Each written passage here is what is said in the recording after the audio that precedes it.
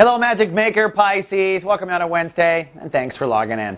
Sunny and super pensive and or chatty today for the fish.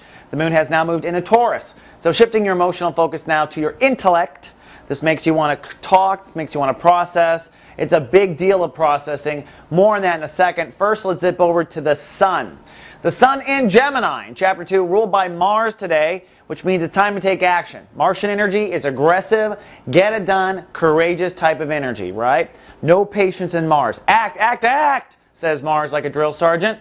And for you, it's time to act when it comes to security. Homeland security. That's what Pisces are working on this month.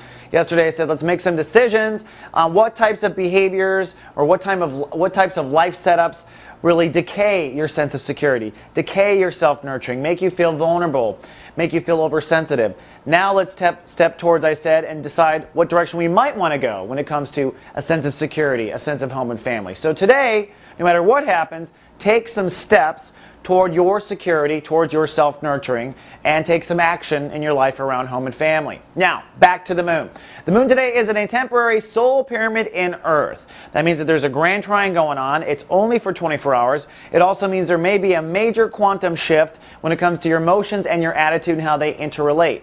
That moon in the third house is trining Mars direct in Virgo, which means now it is time to act and move forward in long-term relationships. So it may be that part of your security issues center around your long-term relationships and how you're in them or not in them. But it doesn't matter what you think about LTRs. The universe says you're done processing. You need to act. You need to do things. You need to take action. So no more thinking about relationships. Do. If you can do, you should do. And then Pluto retrograde in Capricorn is saying, as a result of moving forward in long-term relationships, as a result of owning your intellect and your emotions in the moment, you will find that your perspective of who you are in the world changes. Okay? Who you are in the world will change for moving forward in relationships and living in the moment with your emotions and intellect.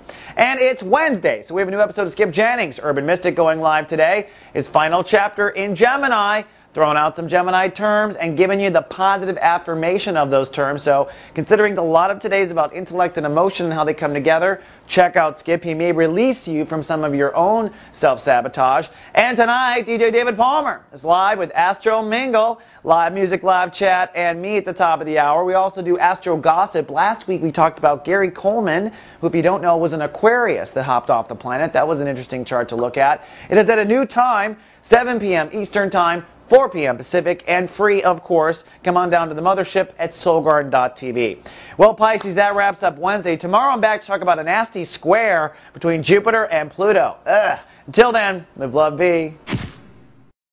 Soul Garden.